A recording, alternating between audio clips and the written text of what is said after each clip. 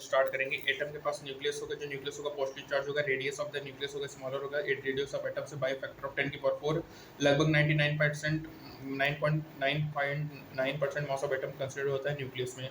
Atomic scale में मास measured होगा atomic mass unit में, डेफिनेशन करेंगे तो 1 atomic unit 1/12 mass of carbon atom होगा, जो कि होगा 1.6 × 10⁻27 kg।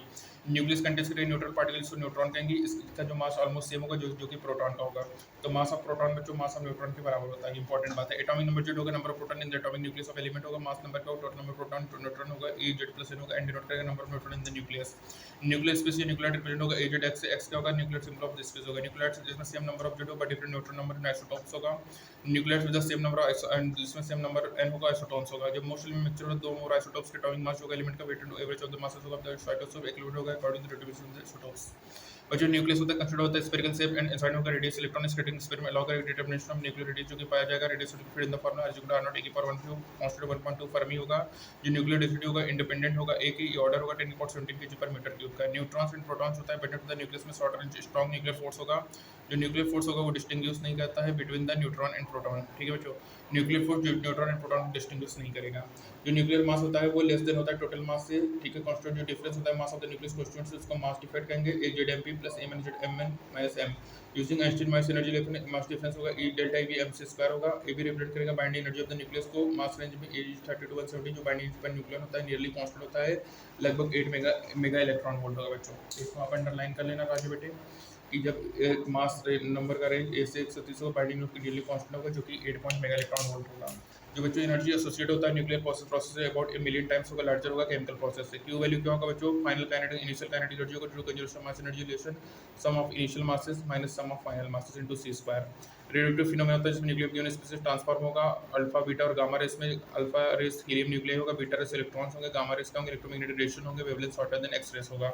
एनर्जी रिलीज होता है लेस बॉन्ड न्यूक्लियर में ट्रांसमिट होगा, मोर टाइटली बॉन्ड न्यूक्लियर में फ्यूजन में हैवी न्यूक्लियस लाइक ब्रेक होगा दो स्मॉलर फ्रेगमेंट में, ठीक है। फ्यूजन में क्या होगा लाइटर न्यूक्लियर बच्चों कंबाइन करके लार्जर न्यूक्लियस बनाएगा। फ्यूजन जो होता है हाइड्रोजन न्यूक्लियर का into helium nuclear is source of energy होगा जो कि ऑल स्टार्स में होगा including our sun. Atomic mass unit m होगा बच्चों, disintegration of decay constant T - n होगा, हाफ लाइफ T होगा, मीन लाइफ T होगा, activity of radioactive sample होगा T होगा, T की पावर 1 होगा बच्चों, ठीक है। ये होगा जो density of nuclear matter independent होता है साइज ऑफ द न्यूक्लियस में, जो मास डेंसिटी एटम का वो फॉलो नहीं करता है इस रूल को। जो रेडियस होता है न्यूक्लियस का डिटरमाइन होता है इलेक्ट्रॉन स्कैटरिंग से, जो कि पाया गया स्लाइटली डिफरेंट होता है, जो डिटरमाइन करेगा अल्फा पार्टिकल स्कैटरिंग को। क्योंकि बच्चों इलेक्ट्रॉन स्कैटरिंग सेंस होता है charge distribution of the nucleus को, जहाँ पे अल्फा और सिमिलर पार्टिकल सेंस करेंगे न्यूक्लियर मैटर को। बच्चों इक्वल टू mc² आपको पता ही है जो कि सेपरेट करता है law of conservation of masses को कंजर्वेशन ऑफ एनर्जी से। अपन बात करेंगे uniform law of conservation of mass and energy, जो मोस्ट कन्विंसिंग एविडेंस है कि जो प्रिंसिपल ऑपरेट करता है नेचर में कम्स फ्रॉम होता है न्यूक्लियर फिजिक्स से।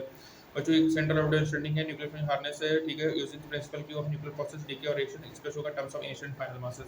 जो नेचर होगा बाइंडिंग एनर्जी पर न्यूक्लियस शो करेगा कि एक्सोथर्मिक न्यूक्लियेशन ऑफ पॉसिबल होती है जब दो लाइट न्यूक्लियर फ्यूज होकर हैवी न्यूक्लियस बनाएंगे जिसमें फ्यूजन होगा विद इंटरमीडिएट मासेस।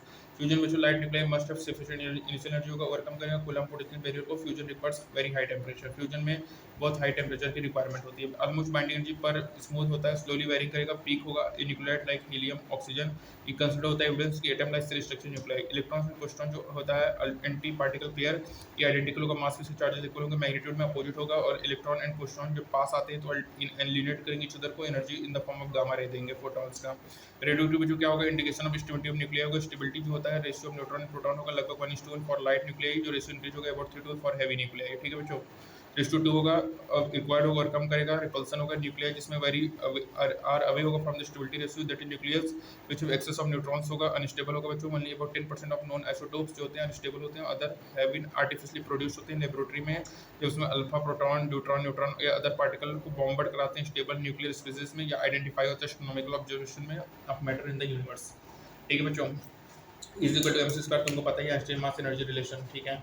यहाँ पे ये हो गया बच्चों। और उसके बाद देखो ये भी इंपॉर्टेंट है कि फिजिक्स में बच्चों क्या होगा कि जो न्यूक्लियर बाइंडिंग नेचर होगा बाइंडिंग शो करेगा जो पॉसिबल होगा, ठीक है। मासेस के रेडियस ऑफ न्यूक्लियर डिटरमाइन होता है इलेक्ट्रॉन स्पेक्ट्रम जो कि स्लाइटली डिफरेंट होगा। डिटरमाइन अल्फा पार्टिकल स्कैटरिंग बच्चों क्योंकि electron spectrum charge distribution nucleus में alpha and similar particles are nuclear matter, ये mc² is equal to mc² तो बच्चों बहुत इंपॉर्टेंट है आइंस्टाइन मास एनर्जी रिलेशन। जो डेंसिटी होता है बच्चों न्यूक्लियर मैटर का इंडिपेंडेंट होगा साइज ऑफ द न्यूक्लियस के, ठीक है राजू बेटा। जो स्टेबिलिटी होता है require the ratio of neutron to proton 1:1 होगा। लाइट न्यूक्लियर में रेशियो इंक्रीज होगा 1:2 फॉर हैवी न्यूक्लियर, कितना पड़ेगा बच्चों 3:1, ठीक है।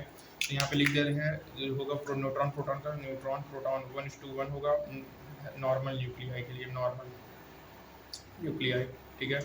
न्यूट्रॉन इज टू प्रोटॉन होगा, 3:2 होगा बच्चों। हैवी न्यूक्लियाई, हैवी न्यूक्लियाई के 3:1 होगा, ठीक है। इनफैक्ट बच्चों वाले लगभग 10% नॉन आइसोटोप्स आर स्टेबल होते हैं बच्चों, ठीक है। कितने परसेंट? लगभग इनफैक्ट स्टेबल होंगे, ठीक है। स्कैटरिंग होगा, ठीक है। जेरोसन matter in the universe of बच्चों बैटिंग एनर्जी पर न्यूक्लियस होता है, एक्सोस्मेशन पॉसिबल होगा, टू न्यूक्लियेट फ्यूज होगा, वेरी अंडरवुड फिजन करेगा, इंटरमीडिएट मासेस होगा बच्चों, ठीक है। The most concept that the principle operates in nature comes from the nuclear physics, ठीक है। The principle operates in nuclear physics होगा, ठीक है। Using the principle of nuclear process decoration can be split terms of initial final masses होगा, ठीक है। Equivalence mass energy relation, ठीक है। Determine the relation form to be state different होगा, determine the alpha particle भी, ये भी important है बच्चों। जो रेडियस ऑफ द न्यूक्लियस होगा वो डिटरमाइन होगा। इलेक्ट्रॉन स्कैटरिंग जो कि स्लाइटली डिफरेंट होगा, अल्फा पार्टिकल स्कैटरिंग से बच्चों, ठीक है बच्चों। तो यहाँ पे हमारा ये पोर्शन खत्म होता है बच्चों। इसीलिए देखो जो 7th पार्ट है ना, इसमें जो मिनिमम एनर्जी फॉर प्रोडक्शन होता है गामा रेडिएशन के 1.02 मेगा इलेक्ट्रॉन होता है बच्चों, ये इंपॉर्टेंट है। और बच्चों याद रखिएगा, चाहे फ्यूजन हो चाहे फ्यूजन हो चाहे फ्यूजन हो, दोनों ही एक्सोथर्मिक होता है, दोनों में एनर्जी रिलीज होती है। तो बच्चों यहाँ पे आपका न्यूक्लियाई वाला चैप्टर समाप्त होता है बच्चों। नेक्स्ट टाइम में अपन सेमीकंडक्टर की बात करेंगे और इस चैप्टर इस पूरे 12th के पोर्शन को बाइंड अप करेंगे बच्चों। तब तक के लिए stay tuned for further updates. Thank you so much.